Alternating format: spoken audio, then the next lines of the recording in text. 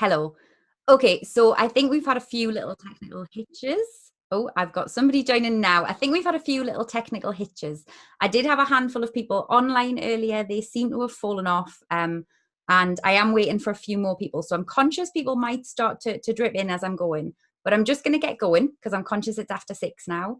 And I'm going to get started. If anybody dials in and listens a little bit late, that's absolutely fine. Then welcome, whatever time you join us. If anybody comes along and watches the recording later, I am going to be sending it out by email, so it's all good. You can catch up at a later point, but I'm going to get started, as I say, because I mentioned 6 o'clock as the time to start. We're here now. I'm just gonna hello Janice, I see you. Hi. I'm just going to get going. As I've just said, I don't know if you heard, I think I've had a few technical difficulties with people logging in, so I'm going to get going regardless, and we'll just take it as we go, if that's okay with you. Yeah, cool. Okay, so let me minimize this. So let me start by introducing myself and sort of introducing this topic a little bit. My name, when it clicks, we wait, no, we're not. There we go. My name's Ceryn. I am a qualified counselling therapist. I refer to myself as a soul-led therapist. And basically what that means is that I'm qualified, I'm registered as a counsellor, also as a life coach and as a number of other things. But I have been working with spiritual connection, with soul work for about 15 years or more now. So I kind of combine the two, and I run something that I call soul-led therapy. It's just a more soul-focused approach to talking therapy. I do that as one of a number of things that I do working with clients, a little bit of coaching, a little bit of mentoring, but predominantly soul-led therapy is the work that I do. I'm based in the northeast of England, in Northumberland, which is a very beautiful corner of the world, where I live with this gorgeous girl you can see on the screen next to me, Callie. I have tried to keep her quiet this evening, but if she does start to bark, I apologise in advance, because she does do that sometimes. And from there, I work online with clients all across the world. Now, I've always been a bit of a bookworm. I love a good movie. And probably because of that, whenever I start working with a new client, one of the first things I ever say to them is, tell me your story. And it's a funny one, that, isn't it? Because I think sometimes when we're asked to tell our stories, a lot of people will go, what? Because we're rarely taught to think of our own lives as stories, at least not unless we're celebrities or we've done something really high profile, really amazing that is deemed worthy of an autobiography or 3. The truth is, though, that to me, I think all of our lives are stories, and they're all just as exciting, just as important as any blockbuster movie out there. Now, maybe some of the people watching this are writers and they're planning to craft the stories of their own lives, which is absolutely awesome. Or maybe not. Maybe you're someone who is just living their life and sharing that story, those stories that go along the way, in a completely different manner. And that's totally cool too, because I think that's something that we all do, whether we know it or not. The stories of our lives are shared with the people around us, the people that come after us, and so on and so forth. Either way, though, I honestly believe that that power that can be found in deciding to own your story and in working with your story in that perspective, I think it's something we can all benefit from. And I say this as somebody who's worked with stacks of clients who've learned just that, but also as somebody who's done that for herself and has really kind of dived into her own story and decided to just become the hero of it. It's made a massive difference to my life too, which is why I'm so passionate about sharing this stuff. So over the course of the next hour or so, I'm going to talk about a few things. I'm going to share a little bit about why I call your life a story. I'm going to share the benefits I think that each of us can gain by looking at and working with our own lives in that way. I'm going to talk a bit about how we start that process. I'm going to share a couple of short exercises to guide and protect us along the journey of that. And then I'm going to point you in the direction of some other support and materials, some other suggestions that can help you on this journey. As I say, some other people may very well join us along the way of that, because I am expecting a few more, but we'll see. We'll see where we get to. So let me start with, why do I talk about life as a story? Oh, hold on. I'm not doing very well with the technology. So why do I call our lives stories? That's the big thing. Because to me, there are a lot of similarities. They all have a beginning. They all have an end. They all have a cast of supporting characters all along the way who help us, who hinder us, who do all sorts of things that help to shape our journey for us. And right at the centre, there's a person. One person whose adventures we follow for good or for bad over years and years and years.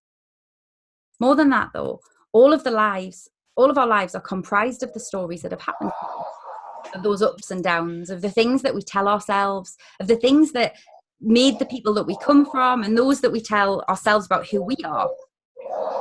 I'm conscious that we're getting a little bit of backlog, so I'm going to mute. That's all right. 2 seconds. Bear with me. There you go. Yeah, of the stories we tell ourselves about who we are and why we are who we are. And you know, those stories, they might not all involve big scary monsters or amazing fairy godmothers who can wave a magic wand and turn a pumpkin into a glass carriage, but the events of our lives, they don't just happen and we move on from them, do they? They happen to us and we repeat them. We repeat them because we know what that will do. We know the reactions that it will bring up in people when we make them laugh, when we make them go, my goodness, that must have been awful for you. We repeat them because we use them as explanations of how we should behave, what we should do, and of why we are the way we are. Now, I'm a therapist, and so I can tell you that last part is something I hear a lot. Often when people first come to me, they honestly believe that they're victims of their stories, that the things that have gone before, be they big or small, have shaped who they are, and that's that. There's no getting away from it. There's no changing it. And I get that. I completely get it, because I think if we've lived some really traumatic experience, you know, it's so easy to get stuck there mentally, emotionally, even physically at times. Even with the less outwardly traumatic things. I mean, how many of us have had a challenging relationship, for example, that left us struggling to trust the next time around? It happens to the best of us. And how many of us have gone out and done something, maybe worn a specific outfit or acted in a certain way and been laughed at or mocked or criticized? And as a result of that, we've held back from doing that thing again for fear of persecution. I can definitely say yes for all of those things, because it happens. The stuff that's happened to us in the past really does shape the way that we behave and how we see ourselves in future. But it's just not true that our future has to define us, is it? Oh, having some terrible problems with clicking. If anybody's ever read any of Maya Angelou's autobiographies, they'll know that that's not something that just happens in fiction. Because when I first sat down to write this workshop, I really thought about Harry Potter as being the example of it. You know, there's a kid who spends his first 11 years living in a cupboard under the stairs, treated really badly by the people who are supposed to care for him. And yet he goes on to save the world. And I thought, but hold on, it's not real life, is it? That's not fictional. And then I thought about one of my favorite ever books, which is I Know Why the Caged Bird Sings by Maya Angelou. And in that book, Maya tells the story of her life. If you've ever read it, I won't go into detail, but if you've ever read it, it's really traumatic. She had some really tough things happen to her. I mean, that's understating it massively. And yet Maya rose above those things and went on to become one of the greatest minds of our generation, of her generation, one of the greatest minds of our world so far, at a time when a woman, particularly a woman of colour, had to overcome so many hurdles anyway. Add in the personal trauma, the personal tragedy that she underwent. And still, she rose above it all and became this amazing, wise, inspirational, wonderful, and successful person with this amazing story to tell. And I think she just goes to show that, you know, none of us have to be victims of our own stories. We might believe that we're defined by them, but that doesn't have to be the case. With courage, with tenacity, with belief, with support, the right kind of support from other people, we can step away from those old stories. And let's face it, as it is, all of our stories change over time, don't they? They change with the benefit of hindsight. So for me, the job that I once thought was absolutely perfect, it doesn't seem that way anymore. Those rose-tinted glasses came off when I started to realize that actually I was overworked, I was underpaid. My old employers didn't really treat me with a great deal of respect. And I started to recognize it wasn't the dream job I'd always thought it was. I think some of the times that I told myself I needed to be an entirely different person to the person I was, well, now, when I look back at them, they feel very different, having come to a place of accepting myself, of really, truly being proud of who I am. I can look back on those times with a much greater sense of empathy and a much greater sense of peace for not just who I am now, but who I was then too. A really simple example of this is the time that we find old photos of ourselves. How many of us have looked at those old photos and thought, I remember back then I really thought that I looked awful. I really thought that I needed to lose goodness knows how much weight because I was just so terribly out of shape. You look back at them 10 years down the line, 5 years down the line and go, whew, if only I'd realized how good I looked. And equally, in those times, we might see photos of ourselves wearing outfits that at the time we thought were absolutely wonderful. We look back at them now and go, wasn't your best choice. Really, what was I doing wearing that? Our stories change as we change, as the ways that we view them change. But more than that, we don't even remember our stories fully as they were at the time. Because even through those moments, the experiences we have are coloured by our emotions on the day, they're coloured by our moods, maybe by our hormones, they're coloured by the beliefs we hold about ourselves, by a million other factors, down to the weather, down to how tired we are. There are days we look back at as being some of the best of our lives. And as we were working through them, we were like, oh, I just need to get through this. I am so tired. I am so hormonal. I am feeling so rotten today. I just need to get to the end of this day. Yet now we look back at them and think, that was pretty good, wasn't it? Pretty wonderful. The fact is that all of our stories change. All of our stories are subjective in the way that they're remembered. Think about when you go and see a movie with a friend. You come out and you talk about it. And you might have different favourite scenes, different laugh out loud moments, different points where you really wish you'd gone to the loo because they were a little bit rubbish.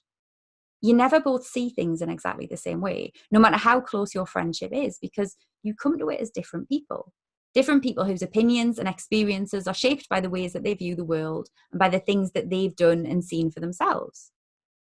And it's the same with life. A lot of the clients I work with talk about the imposter syndrome they feel. And I get that because I've been there too, 100%. The first time I did this workshop a few weeks ago was at the Happy Place Festival at Tatton Park. And when I looked at the list of the people who were on that agenda for the day, there was my name under, all right, very, very far down the list under, the likes of Fern Cotton and Russell Brand. And I thought, what in the hell am I doing on this list? The imposter syndrome definitely kicked up a gear. Because there's absolutely a part of me who still feels that way, who hasn't just consigned that part of herself to the past, but very much still feels that way now from time to time. But the thing that I always tell clients, the thing that I always tell myself, is that the only reason any of us ever think someone else is more confident, more put together than we are, is because we can't see inside of their heads. If we could, I can guarantee you would see all of their insecurities. You would hear all of their own fears. You would bear witness to all of their worries, because everyone has them. I work with some utterly amazing people, some fabulous women with wonderful jobs, with these seemingly wonderful, marvelous lives, who are confident, who are very at ease with themselves to the outside world. But when they're sat opposite me like this in a counselling session, they're very different. They admit to those insecurities, they admit to those fears, they admit to those uncertainties. And so I can tell you that even the most outwardly confident and outwardly very, very self-assured people, they still have those fears and insecurities.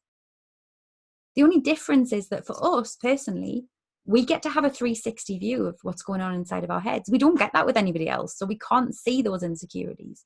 Even when we share them with each other, we often only share a certain point, don't we? We don't share the full thing. So we have to remember that our stories, even the ones that actually happened, they all have an element of fiction to them. And we have to work with that to dig through the fiction and work out those facts, get to the bottom of what our stories really are and who we are as a result. So where do we start that? Because I know that's a really big thing. We start with looking back over our stories. Now, you're going to have to forgive this graphic slightly because, unfortunately, I can't draw freehand on a computer anymore and very well. And so this wiggly line is a little more wiggly than I'd hoped. However, I hope it illustrates the point. One of the things I really encourage clients to do quite early on is to pull together a timeline of all of the big events in their lives. They do that by grabbing a piece of paper and drawing a horizontal line across the middle. At one end, they put a mark for when they were born. At the other, they put a mark for today. And then along the way, they mark all of the big events they've experienced throughout their lives. jobs, house moves, relationships, life changes, the loss of a family member, anything that has left its mark on them, make a little mark on that line. Once they've done that, they take a pen, they start at the very beginning, and they move up for the good bits and down for the bad bits, all the way through their life so far, until they have a wiggly line that's probably a little bit tidier than this one, but that shows the journey of their life so far. It sounds weird, I know, but this is such a great experience for helping us to think about how we see our lives. It helps us to see those ups and downs in a very visual format, to see the things that impact us, to see the experiences that feel like they define us. And along the way, it also helps us to see the places where maybe we feel like we've been stuck, because we can get stuck in those things that happened to us in the past. We can be afraid to move forward in case they happen again. We can be afraid to step out of something because it was just so damn hard to get there that we don't even want to go any further. But we can use this, once we get this timeline, to really start to dig back into that past of ours. We start to make some changes to the ways we see it, and we can take ownership of them for ourselves. There's so much more work you can do with these timelines in terms of looking at how each one of these events affected you, in terms of what they actually meant to you, all of those things. But it all starts with a pen, a piece of paper, and just a few little lines. But sometimes that's tough. Sometimes you get to this bit and it's about as far as you can go. And I know that, because digging back into the past can be really scary. It can be terrifying, actually. We all have things we'd rather not remember, and definitely things we'd rather not relive. But the thing is that the tough times are also the ones that hold the most healing for us. Those places where a part of us has stayed stuck, they're often the places where we find the gems that we can find to move forward and to really reclaim our power over our lives. When we start to dive into those tough times and remember that we didn't just survive them, we made it through them and we came out the other side fighting, well, we start to recognize just how bloody powerful we are, just how heroic we are already without even doing any more of the work. And when we recognize those victories and those lessons that we've gained along the way, that's when we recognize our brilliance, our real brilliance, and just how bloody powerful we are. But again, that doesn't mean that all of this isn't bloody frightening. It is. And to do this work safely, we have to remember that we're not in that place anymore. You know that piece in Friends, as you can see from this little image here, that there's a piece in Friends where Rachel and Joey swap books, and she talks to him about putting the book in the freezer because it's just so sad or it's just so scary and nobody wants to know what happens next. So what do? We put the book in the freezer where it can't hurt us, and we try to pretend that everything's still happy. We almost need to do that sometimes with our own work, rather than suffer through what we're experiencing in the past as our reality today. Because when we go back to take ownership of our stories, we almost have to remember that we're watching them from a slightly detached perspective. We're not in them. We're like that wise narrator. You know, when you read a book and the narrator never gets scared, they never get upset, because they know that the central character makes it out the other side, safe and well and alive. And so they get to tell the story without any of that fear, without any of that panic, because they know what's going to happen. And it's the same thing with all of us. We get to relive our stories, to work back over our past, knowing that we made it out the other side alive. We made it out the other side as safe as possible, that we're still here to tell the tale. And a big part of that is in rooting ourselves in the present, remembering that we're not stuck in that past, remembering that's not where we are anymore, by keeping ourselves quite safely in the here and now. And that sounds really simple or really difficult, depending on how you look at it. But I'd just like to take us through a very short exercise now, just to run through that and help to root us. So wherever you are, I'd invite you to just start by getting comfortable. This is going to be a couple of minutes. I am going to ask you to close your eyes. If you're out in public, I know that might not be possible, certainly not if you're driving, but this should be a safe thing to do, even with your eyes open. It's not too deep a meditation or anything like that. So just start by getting comfortable. If you can close your eyes, do so, but just take a big deep breath in. Hold it for just a second and then breathe out. Letting go of anything that you're holding on to, any tension, any struggle, any strain. When you're ready, take another big deep breath in, filling your lungs right up with clean, fresh air. Hold it for a second And breathe all the way out again. One more big deep breath in. Just feel that clean air go right to the bottom of your lungs, filling your chest, filling your whole body. Hold the breath and then let it go. Breathe in all the way out again. And just continue to breathe deeply. But as you do, I'd like you to feel yourself rooted into where you are right now. Whether you're sitting or lying down, just feel your feet or your bum or your back being held safely by the earth. Feel it on the ground and feel it going deeper under the ground, like tree roots holding you in place right the way down into the earth, holding and supporting you. See yourself inside a ball of light and love and protection. Gorgeous white light stretching all the way around you, and again going right down into those roots, keeping you down into the center of the earth, exactly where you are in the here and now, being held completely safely, being supported wholly and fully by this gorgeous planet of ours. And feel that body of yours being held by the earth. Feel the physical sensation of your body, of the gravity against your body, of the comfort of your body, of that ground beneath you, of the air around you. Feel the physical sensation of your body simply being here, simply existing in this place, held in this time. Feel the clothes against your skin.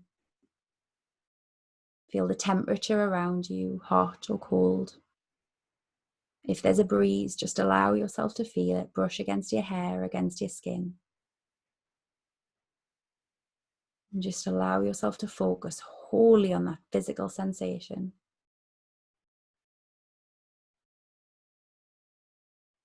As you do, move in more deeply. Move into what's going on under the surfaces. Start at the very top of your head and just scan your attention down through your head, through your face, down through your neck and your shoulders.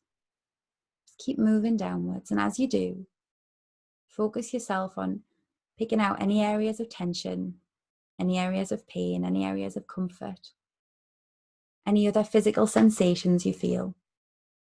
Hunger, tiredness, anything you may be feeling within you. Just pay attention to those physical feelings.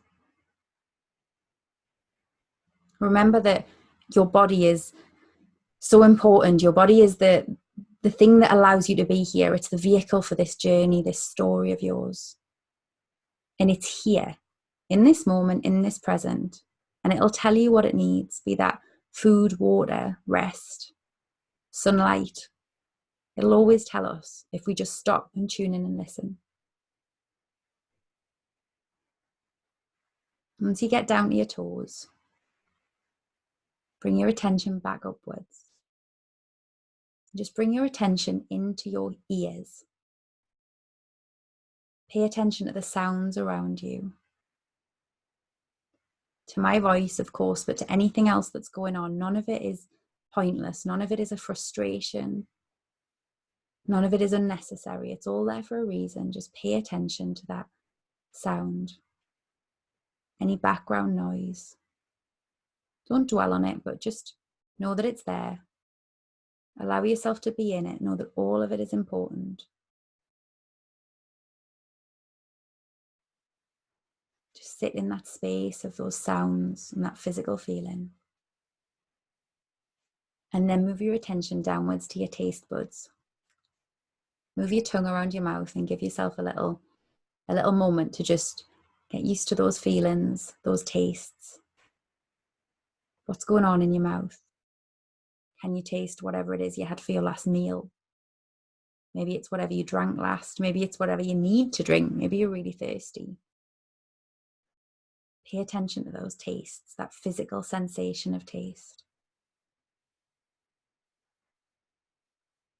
And move upwards. Take a deep breath in through your nose and see what you can smell. Everything you can smell. Be it good, be it not so good. whatever's going on, whatever the air around you holds. Focus your mind on those senses. Pay attention to the scent. And allow yourself to just focus solely on that, solely on what you feel coming in.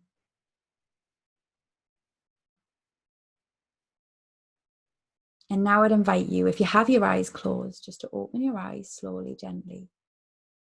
If your eyes are already open, just stop. Look straight in front of you. And then look around. Pay attention to what you can see. The colours, the shapes, the movement.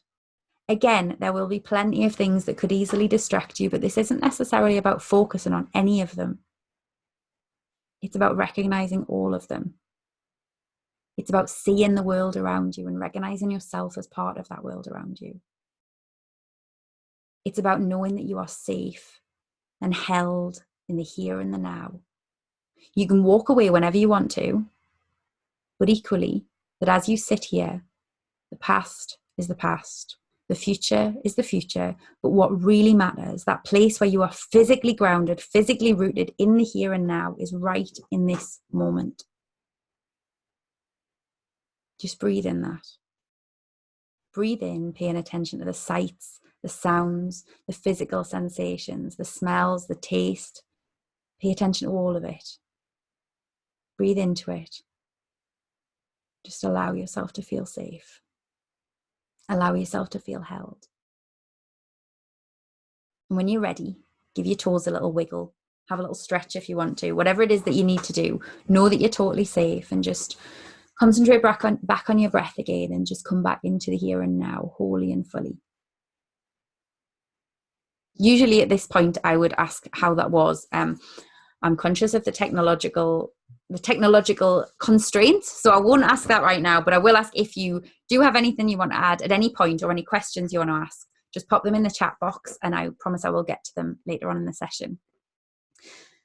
It's worth saying that as we're doing this, even with that rooting, even with all of that knowledge of yourself as that wise narrator, it still might not be easy to do this work. So we have to always go gently. If there's something that you're struggling with, if there's something that you find even just tiptoeing into your past really triggers some old wounds, then by all means, please seek support. Be that through somebody you trust who can witness you and who can hold space for you in the way that you need, a friend or a family member, or be that through a professional of some sort, whether that's in talking therapies like the things that I offer, or through someone else, through a different thought school entirely. It's about finding whatever is right for you, whatever feels right for you, and getting the support that you need, because this is always, always about keeping you safe. Where you're struggling to understand something, where you get stuck somewhere and need a different perspective on it, there are ample ways to deal with that, but the one I really encourage, as you might have guessed from a bookworm, is to journal on it.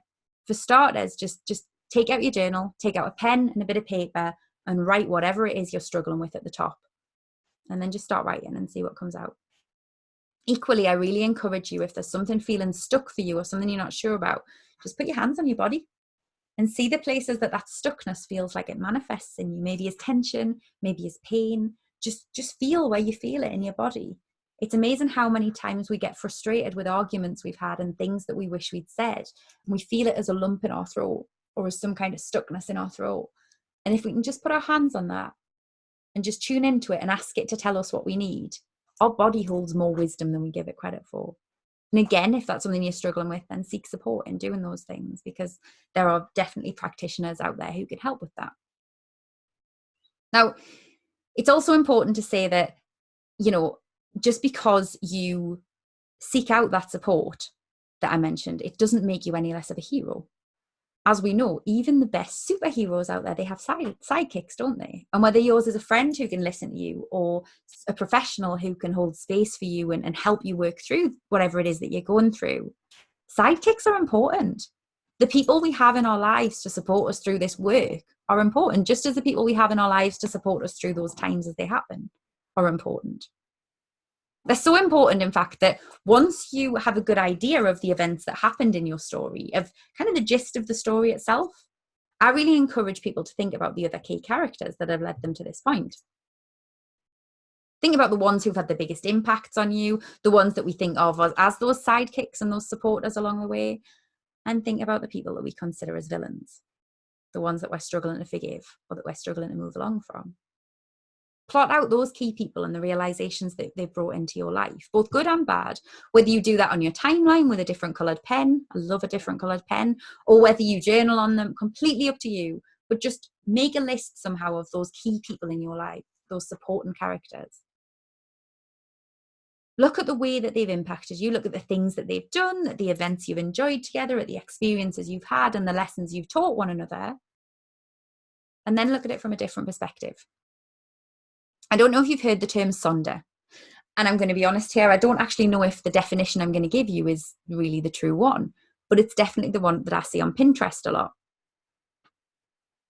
On there, they tell me that sonder is the realization that every person is living their own individual life that we can never fully understand or comprehend. But what if you could understand it a little more? What if we were to switch the narrative of our stories from first person, I and me, to third person, they and their? How would you see those people and their impact on your life differently if you could see the story from their perspective, I wonder? There's an exercise we do sometimes in counselling called empty chair work. And basically it involves putting 3 chairs in the room, one for the therapist, one for the client, and then one, as you'd expect, that's left empty. The person sits on their chair and they begin by talking to whoever it is that they want to talk to. It can even be another part of themselves, but for the purposes of this, we're talking about another person. So they might talk to someone who's wronged them at some point in the past. Then once they've said their piece, they get up, they move over to the empty chair, they sit down, and they answer it as though they were that other person. When they're done, they get up, they go back to their own chair, and they respond as themselves. Now, initially, the person feels a little bit silly. And initially, you'll see them going backwards and forwards like, oh, am I doing this for? This is stupid. But very quickly, very, very quickly, you see something change. They start to recognize themselves in a different way. They start to speak differently. They start to come out with things that completely surprise them. They even take on different mannerisms. It's pretty awesome. Because gradually, they get into the character. They start to see things from a completely different perspective. And I've never once known a client do that and not come out of it thinking, wow, that was very different. They almost always look a little bit shaken at the end because it's just such a change for them. A few years ago, I had a really bad time where one of my closest friendships fell apart. Now, this was my very best friend in the world, the person that I trusted more than anything and that I had and still have some amazing memories with. It wasn't that we had one big giant row and everything fell apart horribly. It was just that day by day, things happened that just weren't good. And eventually I reached a point where I just couldn't do it anymore. And so we went our separate ways. For the longest time, I really struggled to forgive my old friend for that situation. Although I remembered the good times, they were all so wrapped up and so badly tainted in all the bad things that had happened that I stopped focusing on them. And all I could see was how badly she had behaved during that time. That was it. And how sad I'd been. Until one day, somebody asked me why I was so determined to paint that person as the bad guy in the story. I mean, I shrugged and I said, well, because I don't think I was the bad guy, obviously. And then their reply was, but why does anyone have to be good or bad in this situation? What if you were just 2 people doing the best you could at that time? Sounds bloody simple, doesn't it? And you're probably sitting here going, obviously. It is. It's something I've heard hundreds of times before, but in that moment, suddenly, those words changed my entire perspective of that situation. And although that was still someone that I didn't want to be close to or have in my life anymore, the recognition that they and I were just muddling along, doing the best that we could, that we'd both made mistakes, but neither one of us had to be good or had to be bad. We just were. It really helped me to move forward. It really helped me to let go of that and to just free myself up from all of that energy I've been holding on to. Now, that's not to say that we have to forgive or accept the bad behavior of other people. We absolutely don't. There are some people who probably are bad guys. Let's be honest. We shouldn't allow them to affect our lives in the ways that they try to. Of course, we can call out bad behavior. Of course, we can choose to change our boundaries with somebody because of the experiences that we've had, the way that they've behaved, or just because we've both changed and we've both grown in opposite directions. But by seeing things from a different perspective, it often helps us to remember that very few people set out to hurt or persecute another person simply because they're awful. Most people's bad behavior comes from a place of fear, or it comes from a place of their own pain, sorry. And if we can take ownership of our stories and we can choose to change them, then yes, so can other people. But just because they haven't yet, it doesn't mean that we have to beat them up for it in our minds. However, it also doesn't mean that we have to accept any criticism they've given us or any bad treatment they've given us as being the truth. Sometimes people will say things to us that comes from a place of their pain, and we internalize it as being the absolute gospel truth about us. Often it's not, though, is it? It's always subjective. Something someone says to us, something we say to someone else is always subjective because it's always based on where we are at that point in time. It's always based on their experiences of their own story or our experiences of our own story. And if we can remember that, then it suddenly becomes much more easy to remember that very few of the experiences we've had from other people were our fault or because we did something wrong. They were because we're all learning, we're all growing, we're all just trying to muddle through these stories of ours day by day by doing what we've been told or by what we think is right in that moment. And until we take a stand and become the heroes that we really are, decide to take ownership of our stories and decide to make some changes in the way that's right for us and right for other people, we're going to mess up. But that's okay. I was on holiday last week and I saw a beautiful chalk painting on a street corner, which said something along the lines of, it's time you forgive yourself, because actually life is always about learning. And the one certainty of learning is that we'll mess up. So instead of carrying those times that we've messed up or that other people have messed up around with us as weights that we should feel bad about forever, let's just accept that it's part of life and move on. And I read it and thought that's one of the most beautiful things. I'll share the picture of it. I took a photo and I'll share it in an email this week, but it's absolutely gorgeous. And I think it's so true. Taking ownership means accepting that we don't have to live in the past, that we can move forward into the future. Because by seeing our stories in different ways, that's where we start from. But it only takes us so far, doesn't it? The real ownership, the real work, the real power comes when we start to make changes. Liz Gilbert, I think in Eat, Pray, Love, talks about how she's never heard of a story that didn't start with someone becoming tired of their own shit. So true, isn't it? We decide we want to take ownership of our lives. We decide we want to make changes because there's something in them we're tired of. There's something in them we're just fed up with doing the same way and getting the same old results. But if we're going to change them, we have to make some changes to the way we live our lives. We have to step up as the heroes that we are and change the things that we've always done into the things that we want to do instead. I don't know if anybody's seen Captain Marvel. I'm not going to give any spoilers here, or I'm going to try anyway. It's one of my favourite films of the past few years, and it made me cry so much in the cinema, but that's beside the point. There is a moment in that film where Carol, the main character, says, and excuse me because I'm going to read this, I've been fighting with one hand tied behind my back, but what happens when I'm finally set free? Now, maybe you will not zoom off into space and kick alien ass. Sorry, only spoiler. No more, I promise. But what happens when you untie that extra hand of yours? Because so often we're all going through life with one hand tied behind our back. We don't stop to recognize that we can change things, that we can take ownership. We do things the way that we've always done them. We do things the way we've always been told to do them. We stay inside the boxes that we've been told are ours because we're not enough to do this, because people like us don't do that, because we can't possibly do X.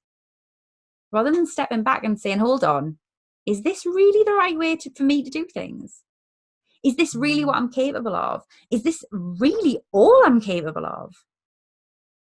Because when we do that, when we question, when we change, when we untie that hand from behind our backs, that's when we stop being carried along by our stories. That's when we start becoming those heroes, the heroes that we were always meant to be, living the lives we were always meant to live. And I keep using that line and it sounds cheesy, but it's so true, you know. It's so damn true. Because our lives can change. We just have to make the decision to make them change. The question is, though, how? How will they change? What kind of story do you want your life to be? What do you want to happen in that story? Now, exercise number 2. I just ask you for just a second to close your eyes. And again, if you're driving or you're out in public and can't close your eyes, that's okay. Just visualize. Just cast your mind away to wherever you want to be. Visualize yourself at your most confident, your most fulfilled, and your most utterly you. I'm thinking about a time in the past when you felt most like yourself, most empowered to live in the way that feels right to you. What were you doing in that moment? What was that point in life where you felt the most truly and utterly yourself? Who was with you? Where were you? And how did it feel? Most importantly, how did it feel?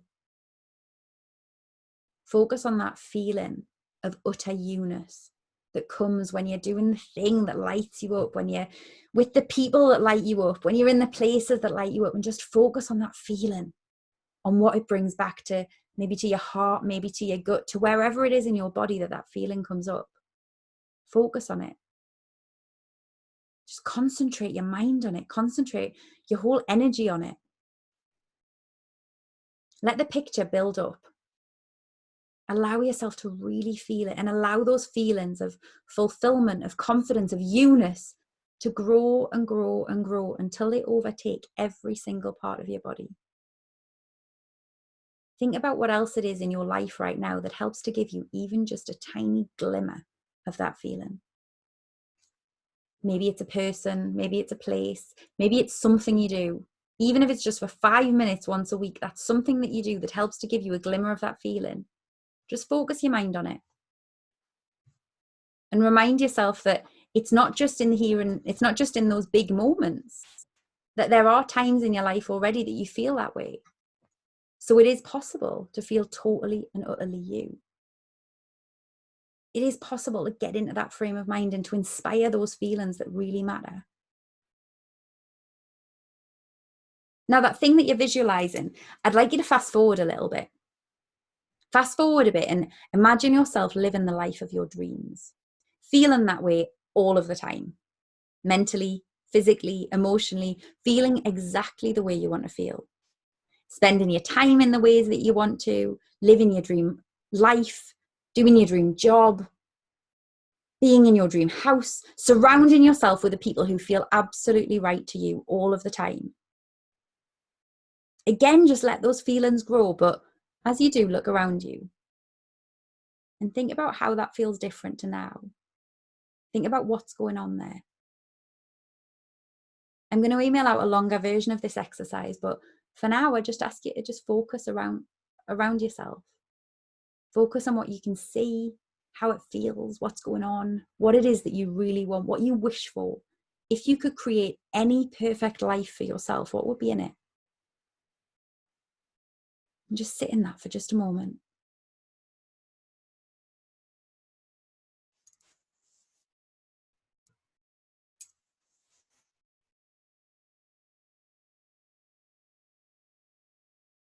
And when you're ready, I'd invite you to come back. If you had your eyes closed, then open your eyes again. Just come back again, give yourself a bit of a wriggle just to make sure you're fully back in your body. But come back into the here and now. What you might have just seen, what you might have just visualized and imagined, the details of it might be pretty specific. And they might be things that right now you just couldn't create for yourself, or you can't see how they could possibly come into being. And of course, that is definitely the case in some ways, isn't it? I mean, after all, if you could create the characters in your story to be exactly as you wish, then Callie wouldn't be sitting out there alone right now. She'd have Chris Evans, the actor, not the DJ, sitting there keeping her company while I did my thing. You know, he'd be out there being a very supportive boyfriend. But even if that was the case, even if I could magic him out of thin air, I'd probably find that he still wasn't quite as perfect as he would have been in that visualization, because he probably leaves dirty socks on the floor and all of that stuff. We can't definitively decide on who those people are going to be in our stories, because there are other people out there who get to have a say in this. We can't definitively decide on the events that are going to happen in our stories in the exact way that we want them to happen. Because after all, imagine if we were to say next month, I will start the perfect new job working for this company, being paid this much money in this office with this person at my job. And here's what I'll be doing on a Monday and on a Tuesday and on a Wednesday and so on and so forth. I mean, we could do that. And, hey, maybe it would come to pass. A lot of people out there can manifest a lot of amazing things. But sometimes when we get that specific, what we find is that we're missing out. We're missing out on something even better. How often does it happen that when we set our intentions, life, destiny, the universe, God, the goddess, whatever it is that you believe in, it has a habit of creating opportunities and situations for us that are way better than anything we could have definitively written or demanded for ourselves. It has a habit of creating the perfect house that we actually hadn't quite seen yet. The perfect business partner that we didn't even know existed. And if we had, oh my goodness, we would have had our minds blown by the very possibility. And all of those things. We don't need to come up with the specifics, but we can plot out a course for ourselves. We can recognize the things that make us feel good, the things that put us in that place of utter usness. The things that put us in that place of utter usness. Decide on the big ticket items that we want in our lives. And then we can use those to plot our course for the future. Because the truth is that none of our dreams or wishes are silly. People might say they are, but they're not. Not even my Chris Evans one. Because the details of those dreams, they hold such a key to tell us what's really right for us. They help us to put ourselves in the best position to bring about the life that is the one we want and the one that does make us feel fulfilled. But in order to do that, we have to do two things. The first one is we have to learn to read our future story, to read the language of our imaginations and our dreams and our wishes. Think back to all of those things that you visualized as being perfect for yourself. Maybe they are. Maybe that is exactly what you want and exactly how you hope your future will be, but maybe not. I'm a firm believer that every single one of the things that we wish for ourselves have something wonderful to tell us about what we really need and what's right for us. That's not to say that they're going to be exactly as we see them, but because those things are going to be tainted by the views of other people. They're going to be tainted by those ideas of what happy is, what success looks like, that other people have given to us, that society has given to us. They're going to be limited by the things that people have told us we can't have. And they're going to be influenced by what we've experienced in the past. But if we can dive into those images of what we truly want and wish for, that's when we really start to unpick that language. We start to find out what we want. And by this, I quote the Spice Girls and I say, what we really, really want. We start to recognize that, yeah, maybe we do want the giant mansion by the sea. Or actually what we just want is to be closer to the sea and have a place where we feel free and spacious and where we can breathe. Maybe what we do want is that perfect partner that we've seen on TV or in the movies or wherever it may be. Or maybe that person just represents something for us. Principles, strength, protection, whatever it may be. Maybe that's what we're looking for, is the qualities that that person represents. And the more we start to look at those qualities rather than at the whole pictures, the more we can start to see those future wishes of ours, not as a whole story, but more as flashcards and storyboards that can help us to shape the lives we're creating for ourselves. Now, secondly, and arguably more importantly, the thing we have to do once we know that, once we understand the languages of our dreams, is to take some action. This lady here is arguably one of my favorite characters in the whole of the literary world. And you might remember, if you've watched the Harry Potter movies or read the books, that in the very first book, she's an insufferable know-it-all. I think they actually say that about her. She spends all of her time in the library. She has no friends, bless her. And it looks like she's just going to have a very lonely school life at Hogwarts. Then one night, she hears a noise. She goes to explore and she stumbles across a troll, of all things, in the ladies' toilets. As a result of going to explore that night, as a result of meeting that troll, she makes friends. She realizes how strong she is herself. She finds herself part of the gang that goes on to defeat the scariest dark wizard alive and becomes a hero in her own right. Do you think any of that would have happened if she'd stayed in the library and ignored the noise? Nah. We have to take the actions. We have to make the moves. We have to take action if we want things to change. That means deciding what's right and wrong for us and creating the boundaries that align with that. Maybe it means making big, scary changes along the way, kicking out the people or the situations who categorically aren't right. Maybe it means following the noises, following the hunches, even when they're scary, even when they take us out of the comfort of our school libraries, hopefully not into the path of a troll. But it also means the small things too. It means creating a story day by day that we want to live. Thinking in every single moment, what is the story I'm writing today? And letting this add up to the story that we want to live. It means tuning back into that feeling that I asked you about when I asked you to connect with that most youest version of you it's possible to be. Connecting to that feeling and remembering that sometimes it's the smallest things that take us there. But that sometimes even those small things, they take courage. They take huge amounts of courage. Creating a life that we're proud of. It also means remembering that our story, just like the other people we talked about earlier, it's not standalone. Undoubtedly, when you look at those supporting characters in your story, you'll see that the things that make up your life, they started long before you were born. And undoubtedly, the story that you're writing is one that will impact other people, hopefully live on as a legacy long after you leave this lifetime. So think about how you want to influence other people, how you want to inspire other people, what you want other people to say about you, what you want that legacy to be. This picture here on this slide is of my goddaughter. She is my favorite little person in the world. And I often think that, we think that our legacies have to be something monumental. They have to be that we somehow saved the world, that we somehow did something utterly heroic and amazing. And hey, don't get me wrong, I have big plans for the future, and I hope that there are some big, great moments still to come. But I often think some of the biggest moments in my story, they're going to be the ones when I'm walking in the forest with my dog, reconnecting with nature and pondering how truly beautiful life is. And those biggest legacy moments that I leave behind right now, I hope that they're the ones with this little girl. The ones when I'm reminding her that life doesn't have to be lived in a rush or a stress, that it's okay to stop and play no matter what your plans were for the day. That it's okay when you're walking, just pause, appreciate the beautiful flower and smell it. Physically stop and smell the roses if you can. And if that's the legacy I leave behind, then that would be a pretty damned important one, wouldn't it? So it's important that all of us remember that those defining moments don't have to be huge. It's important that all of us remember that this story we're writing, this legacy we're leaving, this hero we're becoming, it's all about us. It's about a life and a story and a legacy that are ours. That life, it's waiting for us to make peace with our past so that we can move forward freely. It's waiting for us to embrace our present so that we can take the steps we need right now. And it's waiting for us to create the futures that we want for ourselves.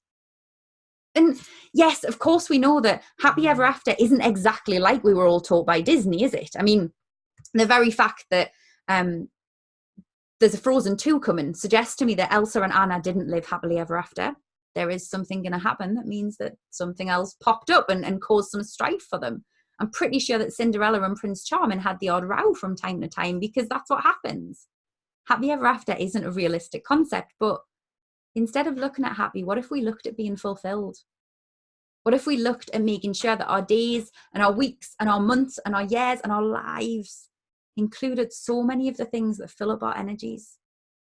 So many of the things that give us that spark of usness that we felt in that visualization before, rather than draining us. What if we looked at where the latter is the case, changing things? Maybe not making big changes, but just making the changes we can so that we feel more like ourselves and less like we're being drained or pulled along. We can look at appreciating the moments of magic when they happen.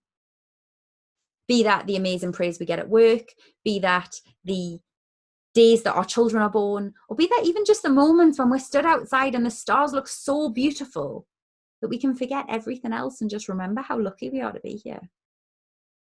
The idea of writing a gratitude list, sitting down each night to journal on the things that we're grateful for, it's become a bit of a cliche nowadays, hasn't it? But it's something I personally love and I swear by, simply because it never fails to put me in a more positive mindset. And it never fails to amaze me how sometimes the shittiest days are the ones when I have the most things to be grateful for. I often also encourage clients to write achievement lists. At the end of every day, they stop and they make a note of at least 3 things that they're proud of. even if sometimes that's just getting out of bed in the morning. And it's amazing how much that changes people. That in our first session, they'll say, oh, there's nothing in my life that I'm proud of. My life is just, it's running away with itself and I don't know what I'm going to do. And that first week, they really struggle to make an achievements list. And by about week 3 or 4, suddenly they're coming to me with these notebooks with 10 or 20 things on. And at the end of the week, they've compiled it on and all and said, just let me talk you through my achievements this week because there's loads. And I'm really proud of it. And you know, sometimes the biggest achievement that we have in a day is getting out of bed, because sometimes that's hard. And sometimes there are days when even that's not possible. And on those days, often the thing we're most proudest of is reminding ourselves to stop and rest when we need it, because that's okay too. Even heroes need a rest, even when it means that they may have to miss doing something, they have to say no to something, they have to change their plans, but we all need a rest, especially if that means that we then have the energy to go out and kick some ass afterwards. That's what's important, isn't it? Having the energy to make those changes, having the energy to live the life that we want. Sometimes we can't rest when we want to. I know that. I 100% know that. So we need a little pick-me-up, little help to keep us going. And if that's something that you struggle with, then my favorite tip for you is to find a power song. Because if we're talking about ourselves as a lead character in a movie, it's only right that we have a theme song, isn't it? I have a host of them, but my all-time favorite is Every Little Thing She Does Is Magic by Sting and the Police. I know it's a cheesy one. I know it is, but it always makes me wiggle. It always makes me move. It always makes me sing, and it always leaves me feeling bloody brilliant. So have a think about what your power song would be and play it. Play it in your mind. Play it out loud. Play it whenever you need it. Play it whenever you're headed off to do something epic, whenever you're doing something that's all about you taking ownership of your story, whenever you're creating the life that's important to you, or just play it every damn day if you want to. Play the song, wiggle your butt, do all the other things that make you feel good, whether that's repeating affirmations to yourself, standing in a power pose, wearing your favorite lipstick, absolutely one for me, because it just makes me feel like some sort of warrior with a warrior paint on. Do whatever it is that makes you feel like you. Do whatever it is that makes you feel powerful and safe and protected and able to go and kick some ass and take on the world. Because that's what you're able to do, whether you believe it or not. And even if the other people who've told you your story in the past would rather you think that's not the case, do you know what? There are so many of those people. And if they've told your story for you, then I think you'll agree it's probably time for a rewrite. It's time that we stopped giving other people power over our stories and we took it back for ourselves. Now, I'm conscious I'm almost at the end. So I wanted to wrap up. I'm going to check the chat box in a moment when I finish these slides, but I wanted to wrap up by sharing this quote with you because it's one of my favorites. It's by Dr. Clarissa Pinkola Estes in Women Who Run with the Wolves, which again is a truly epic book. This book seems to have a quote for everything. And it says, I hope that you will go out and let stories, that is life, happen to you. And that you will work with these stories. Water them with your blood and your tears and your laughter until they bloom. Till you yourself burst into bloom. And that's my wish. That's my wish for you. That your story blooms. That you bloom. Like the heroine that you were always meant to be, living the life that you were always meant to live. I'm going to stop sharing these slides now. I'm just going to check out if anybody does have any questions. By all means, pop them in the box. I know we have quite a lot of people who weren't able to join us, so I will also be answering some questions later in the week. I'm going to do a Q&A session on Instagram. So if you've got any questions, by all means, pop them over on email and I'll answer them then. I have been pulling together a workbook that takes this just one step further to help you actually take ownership of your own story with some of the exercises that I talked about and give a bit more guidance on those. So I'll be sharing that via email tomorrow, and I'll be sharing a couple of other things throughout the week. I promise not to bombard you. Nobody needs any more emails, but I'll be sharing a couple of things with you throughout the week and giving the people who were unable to join us live also the opportunity to listen back. Again, if you have any questions, by all means, drop me an email. But for now, thank you so much to those of you who joined live. I'm incredibly grateful. And yeah, by all means, get in touch if you have any questions or if there's anything you'd like to know. Thank you so much.